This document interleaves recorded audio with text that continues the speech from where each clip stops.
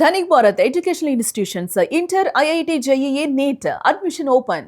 నేడు దేశవ్యాప్తంగా మెడికల్ షాపులు బంద్ అయ్యాయి. సమ్మెలో పాల్గొంటున్నాయి 12,40,000 షాపుల ఓనర్లు, ఉద్యోగులు కూడా. అలాగే మెడికల్ దుకాణాలు, డిస్ట్రిబ్యూషన్ సెంటర్లు కూడా మూతపడ్డటువంటి పరిస్థితి ఉంది. తెలంగాణ, ఏపీలోను మెడికల్ షాపులు అయితే క్లోజ్ అయ్యాయి. ఒక్క హైదరాబాద్లోనే 16,000కు పైగా షాపులు క్లోజ్ అయ్యాయంటే పరిస్థితి ఏ విధంగా ఉందో అర్థం చేసుకోవచ్చు. ఆన్లైన్లో మందుల అమ్మకాలకు సంబంధించి కేంద్ర ప్రభుత్వం తీసుకొచ్చిన నిబంధనలపై all India organisation of chemist and druggist అభ్యంతరం వ్యక్తం చేస్తోంది. కేంద్రం వెంటనే నిర్ణయాన్ని వెనక్కు తీసుకోవాలంటూ కూడా ప్రధానంగా వినిపిస్తున్న డిమాండ్. ఈ నిర్ణయం వల్ల తమ వ్యాపారం పూర్తిగా దెబ్బతింటుందని ఆందోళన చెందుతున్నారు. ఆన్లైన్ సేవల ద్వారా నకిలీ మెడిసిన్స్ అమ్మకాలు పెరిగే అవకాశం ఉందని కూడా ప్రధానంగా చర్చ జరుగుతోంది.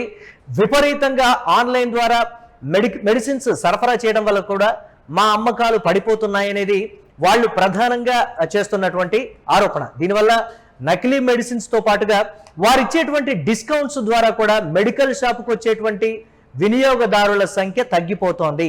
హాస్పిటల్ వద్ద ఉండేటువంటి మెడికల్ షాపుల దగ్గర వాళ్ళు ఎలాగో తీసుకుంటారు, కానీ విడిగా ఉండేటువంటి మెడికల్ షాపుల దగ్గర దీనికి సంబంధించి వచ్చి కొనే వాళ్ళ సంఖ్య కూడా పడిపోతోంది. అలాగే పర్టికులర్ గా మెడిసిన్ బ్రాండ్ సంబంధించి కూడా కొన్ని మెడికల్ షాపులు ఉన్నాయి. వారి ఇండివిజువల్ గా వారి బ్రాండ్ కి సంబంధించి కూడా ఇచ్చే డిస్కౌంట్స్ వల్ల కూడా మేము నష్టపోతున్నాం ఇప్పటికే. అందులోనూ ఇప్పుడు కేంద్ర ప్రభుత్వం తీసుకొచ్చినటువంటి నిబంధనల వల్ల మేము పూర్తిగా దెబ్బతినే అవకాశం ఉంది. ఇది వారు చెప్పేటువంటి మాట.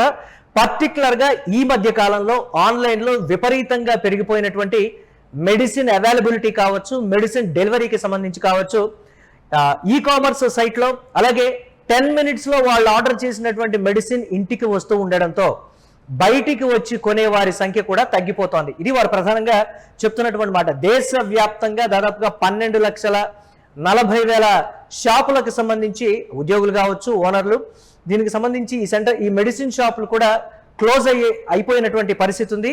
దాదాపుగా హైదరాబాద్లో ఉన్నటువంటి 16,000 మెడికల్ షాపులు క్లోజ్ అయ్యాయి. ఇది ఒక రకంగా మెడికల్ ఎమర్జెన్సీ అనే చెప్పాలి. ఇది ఒక్కరోజు అవుతుందా, ఇవాళ ఒక్కరోజుతోనే ఆగిపోతుందా, లేకపోతే రేపు కూడా కంటిన్యూ అవుతుందా, కేంద్ర ప్రభుత్వం ఇమ్మీడియట్ గా దీనికి సంబంధించి ఏమైనా స్పందిస్తుందా అనేది ప్రధానంగా ప్రశ్నగా మారినటువంటి పరిస్థితి ఉంది. వారు చెప్పేటువంటి డిమాండ్ల మీద ఏమైనా కేంద్రం ఆలోచించే సిచ్యువేషన్స్ ఉన్నాయా, వారు చెప్పినటువంటి దానికి సంబంధించి కేంద్ర ప్రభుత్వానికి నష్టం వాటిల్లుతుందా, లేకపోతే ఇతరులకు ఏమైనా నష్టాలు ఉన్నాయా అనే కోణంలో కూడా ఇప్పటికే ప్రభుత్వం ఆలోచన చేస్తోంది. ఇవాళ సాయంత్రానికంతా ఒక నిర్ణయం వెలువడే అవకాశం ఉందా, లేకపోతే మొండి వైఖరి వీడకపోతే మెడికల్ షాపులు ఇవాళ ఏదైతే బంద్ అయ్యాయో ఒకవేళ అది రేపు కూడా కంటిన్యూ అయితే ఇమ్మీడియట్ ఎమర్జెన్సీ మెడికల్ సేవలకు కూడా ఇబ్బంది అయ్యే ఛాన్సెస్ ఉన్నాయి. హాస్పిటల్లో ఉండేటువంటి మెడికల్ షాపులు కూడా బంద్ చేస్తారేమో అనేటువంటి అనుమానాలు అయితే ప్రజల్లో ఉన్నటువంటి సిచ్యువేషన్స్. ఒకవేళ ఆ నిర్ణయం కూడా తీసుకుంటే మాత్రం ఇక ఒక్కరోజు వ్యవధిలో జరిగినటువంటి ప్రమాదాలకు సంబంధించి కావచ్చు, ఏదైతే వృద్ధులకు రెగ్యులర్గా వాడేటువంటి మెడిసిన్స్ కావచ్చు, ఆన్లైన్లో ఇప్పటికే వాళ్ళు మెడికల్ షాపుల్లో కూడా బుక్ చేసినటువంటి మెడిసిన్స్ కూడా అవి కూడా పూర్తిగా ఆగిపోతే ప్రజల పరిస్థితి ఏంటి, ఎన్ని మరణాలు సంభవిస్తాయో వాటికి మేము బాధ్యులం కాము. ఇప్పటికే మెడికల్ అసోసియేషన్ చేసినటువంటి ఒక కీలక సూచన, ఒక్కరోజు చేయనిస్తారా లేకపోతే కంటిన్యూగా మీరు దిగి వచ్చేంత వరకు మా చేత ఈ సమ్మె చేయిస్తారా అనేది కూడా మీ చేతుల్లోనే ఉంది. కేంద్ర ప్రభుత్వం మీద నేరుగా విడిచిపెట్టినటువంటి పరిస్థితి అయితే ఉంది. మరి చూడాలి కేంద్ర ప్రభుత్వం దిగి వస్తుందా, లేకపోతే ఇమ్మీడియట్ గా కూడా దీనికి సంబంధించి ఒక నిర్ణయం తీసుకొని మళ్ళీ మెడికల్ షాపులు రేపటి నుంచి ఓపెన్ అయ్యేటువంటి పరిస్థితులు ఉంటాయా చూడాలి.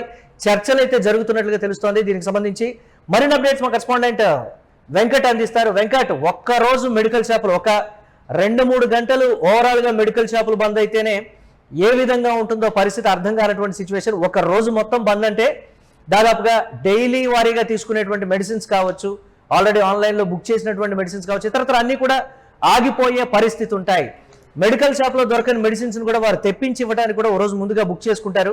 సో అలా డయాబెటిక్ పేషెంట్స్ కావచ్చు, లేకపోతే రెగ్యులర్గా మెడిసిన్ తీసుకునే వాళ్ళ పరిస్థితి ఏంటనేది ప్రశ్నార్థకంగా మారింది. ఎవరు దీనికి జవాబుదారి, కేంద్రమా లేకపోతే మెడికల్ అసోసియేషన్ అనేది ప్రధానంగా వినిపిస్తున్న ప్రశ్న. ఏంటి అప్డేట్స్ ఏ విధంగా చూడాలి? ఎస్ మురళి, వాళ్ళు ముందుగా హెచ్చరించినట్టుగానే నేడు మొత్తం కూడా మెడికల్ షాపులు అన్ని కూడా బంద్ చేసినటువంటి పరిస్థితి. ఇక్కడ విజయవాడ, గుంటూరు పరిసర ప్రాంతాల్లో కూడా మొత్తం ఈ మెడికల్ షాపులకు సంబంధించినటువంటి బంద్ అయితే కొనసాగుతోంది. అయితే వీళ్ళ ప్రధాన ఆరోపణలు ఏంటి అని అంటే, ఇప్పుడు ఎప్పుడైతే ఈ మొత్తం ఈ కార్పొరేట్ మెడికల్ షాపులకు సంబంధించినవి ఉన్నాయో, అపోలో కానీ, మెడ్ప్లస్ కానీ, ఇలా ఏవైతే కార్పొరేట్ మెడికల్ షాప్స్ ఉన్నాయో, వీళ్ళు అంటే ఏ జనరేటెడ్ ప్రిస్క్రిప్షన్ చూసి తమకు అంటే మందులు ఆన్లైన్ లో డెలివరీ చేస్తున్నారు అనేది వాళ్ళు ప్రధానంగా చేస్తున్నటువంటి ఆరోపణ. అదేవిధంగా యువత మత్తు పదార్థాలకు బానిస అవడానికి ఇది ప్రధాన కారణంగా మారుతోందంటూ కూడా వాళ్ళు కొంత కామెంట్ చేస్తున్నటువంటి పరిస్థితి.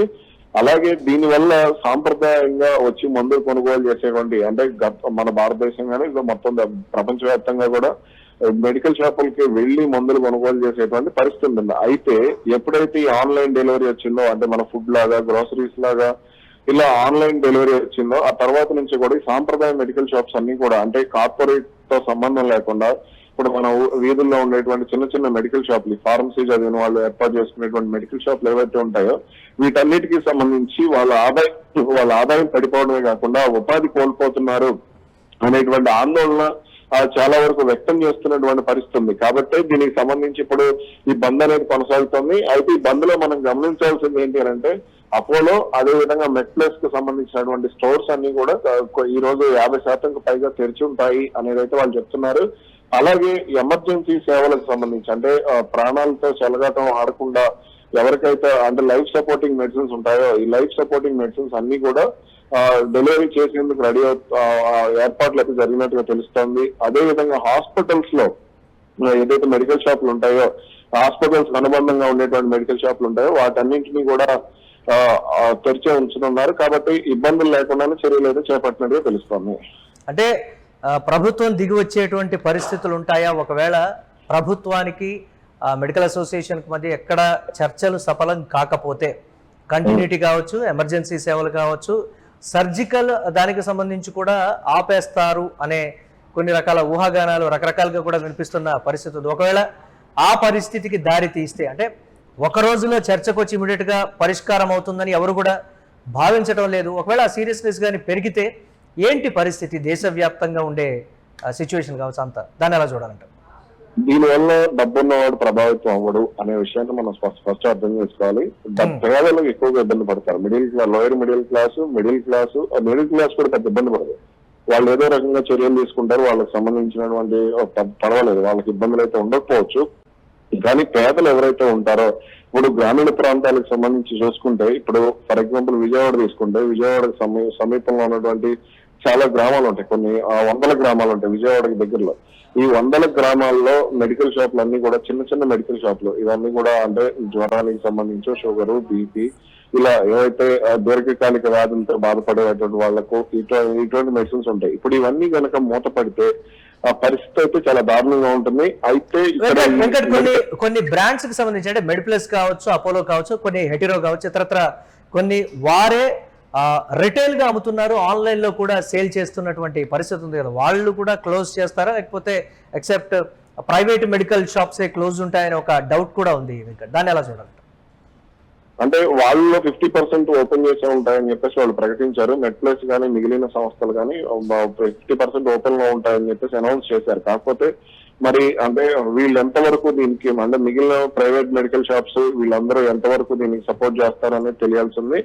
కానీ మరి దీనికి ఎంతవరకు అంటే ఇప్పుడు ప్రభుత్వాలు కానీ లేదా మెడికల్ షాప్స్ కానీ వీళ్ళందరూ కూడా ఆలోచించాల్సింది. ముఖ్యంగా ఈ గ్రామీణ ప్రాంతాలకు ఉండేటువంటి మెడికల్ షాపులు ఓపెన్ చేయించే విధంగానే చర్యలు తీసుకుంటే మంచిదనేది ఇక్కడ వినపడుతున్న ప్రధాన అభిప్రాయం. Right, thanks for updates Venkat. చూడాలి ఏ విధంగా ఉండబోతుంది అనేది. వాళ్ళ సాయంత్రానికంతా ఒక కొలిక్కి చర్చలు వస్తాయి అనేటువంటి మాట చెప్తున్నప్పటికీ కూడా దీనికి సంబంధించి సానుకూలంగా కేంద్ర ప్రభుత్వం నుంచి ఇండికేషన్స్ అయితే ఇప్పటి వరకు లేవనేటువంటి మాటే చెప్తున్నారు. దేశవ్యాప్తంగా ఉన్నటువంటి 12,40,000 మెడికల్ షాపులు మూతపడనున్నాయి అనేటువంటి వార్త దేశవ్యాప్తంగా కలకలం రేపేటువంటి పరిస్థితి. మెడికల్ ఎమర్జెన్సీ ఉన్న వాళ్ళ పరిస్థితి ఏంటి? రెగ్యులర్గా మెడిసిన్స్ అంటే కామన్ మ్యాన్ ఏ రోజుకు ఆ రోజు మెడిసిన్ కొనుగోలు చేసి ఉపయోగించే పరిస్థితులు ఉంటాయి, వారు వినియోగిస్తూ ఉంటారు. ఈ నేపథ్యంలో వారి పరిస్థితి ఏంటి? డయాబెటిక్ పేషెంట్లు కావచ్చు, లేకపోతే నిరంతరం మెడికల్ ఎమర్జెన్సీ కొంతమందికి ఉంటుంది, వారి విషయంలో పరిస్థితి ఏంటి? దీని అంతటికి కూడా కేంద్రమే బాధ్యత వహించాలి అనేటువంటి మాట అయితే చెప్తున్నారు. చూడాలి ఏ విధంగా ఉండబోతుందని.